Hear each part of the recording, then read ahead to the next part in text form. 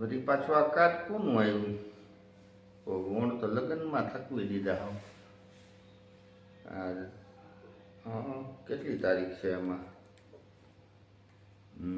7 તારીખે જવાનું છે. તો તમારે કઈ કપડાં બપડા કઈ લેવાનું નથી થતું ને કઈ? હવે લેવા તો જોહે ને. શું લેવા જોઈએ? એકને કપડે થોડા લગ્ન થાય કઈ. હવે એવું કઈ ન હોય કઈ, એ તો પછી આપણે હોય એ હલાવી લેવાનો હોય. હવે આ 20 લગ્ન વર્ષમાં થાય તો કઈ 20 જોડી લેવાની હોય? અમારે કેમ 4 જોડીમાં નથી બધું આવેલું જતું. તમારે તો પાછી દેખાદેખી બહુ હોય બૈરાઓને.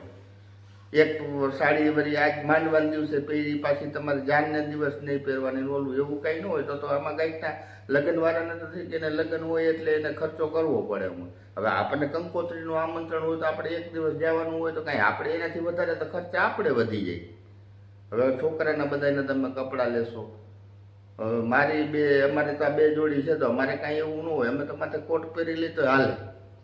જમાના પ્રમાણે તો રહેવું પડે ને. બીજા બધા પહેરતા હોય એમાં આપણે ભાઈ એક ને એક સાડી પહેરી થોડી સારું લાગે કઈ. એવું જમાનાનું કાંઈ ન હોય. એ તો પછી આપને શીખતું હોય ને એ પ્રમાણે પછી હલાવી લેવાનું. નકર તો આમાં તમારે જો આપણે સગાન સંબંધીમાં ના તેને પ્રસંગ બધા ચાલુ જ હોય. હવે આજે હિસાબ કર, આપણે ગયા વર્ષે આપણે ઓછામાં ઓછી 27 કંકોત્રી એવી. હવે તમે 27 જોડી કપડાની લ્યો તમારે એ પ્રસંગ નાના સૂનો થઈ જાય. અને તમારે પાછું લાંબુ બહુ હાલે, ઓલું આઈબ્રો કરાવવાનું, ઓલું કરાવવાનું. ભાઈ એમાં કાંઈ ન હોય. આપણે એક દિવસ જવાનું, અહીંથી આપણે સાંજે જાય તો પાછા બીજા દિવસે આપણે છૂટા થઈ જવાના હોય. એમાં 2 જોડી કપડાં હોય ઘણી થઈ પડે. હવે તે 6 મહિના પહેલાં જે કપડાં પહેર્યા હોય, હવે એ કાંઈ ઓલાવની યાદ હોય, કાંઈ ઘરધણીને ફગાવાલાને ખબર હોય કે આ એ જૂના છે કે નવા છે. ફોટા તો જોયા હોય ને, ફોટામાં ન આવે એક ને એક કપડાં. હવે એ ઘરધણીને ખબર, એટલું બધું માણાની યાદ રહી. હવે આપણે 8 દી પહેલાં શાક છે નું ખાધું હોય એ આપની યાદ ન હોય. એવું કપડાં ધ્યાન કોણ રાખવું? એ તમારો બૈરાવાનો પાછો વાંધો જાય.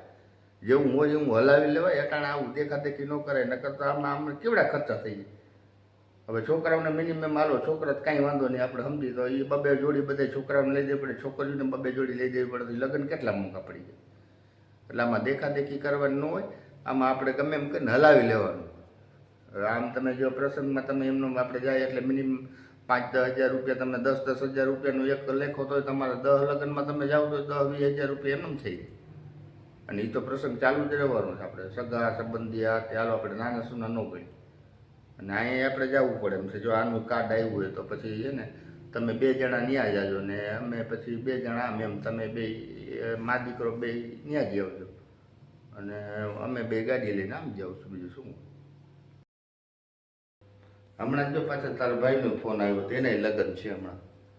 તો હવે આપણે હિસાબ કરે જો આ એક તો હજી ગયું નથી ત્યાં, પાછું હવે એને 8 દિવસની વાત છે. 8 દી પછી પાછો એને આ તારીખ 8 દિવસની વાર છે. હવે એમાં આપણે બધું હવે ઉમાં બધાને 10-10 હજાર રૂપિયાના કપડાં લેવા, પછી પાછા વળી તારા ભાઈને લગ્ન છે તો એમાં કંઈ નબળું હાલે નહીં.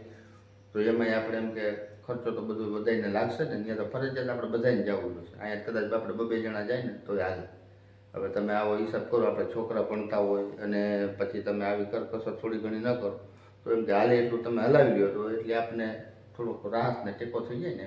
આપણી જેવડી માણસ કહે છે ને કે આપણે જેવડી છોડ હોય ને એવડી આપણે પછડી કરે. બીજાને જેમ આપણે જેમ ન કરે, થોડુંક વિચારવું જોઈએ. આપણે જવાનું ના નથી, બધાને જવું જ છે એ બરાબર, જવું પડે ત્યાં આપણે જવું જ પડે, એમાં હાલે નહીં વ્યવહારમાં. પણ અમુક વસ્તુ ત્યાં સુધી એમ કે હાલી જાય હોય ત્યાં સુધી આપણે થોડુંક ધ્યાન દઈએ તો વાંધો ના આવે.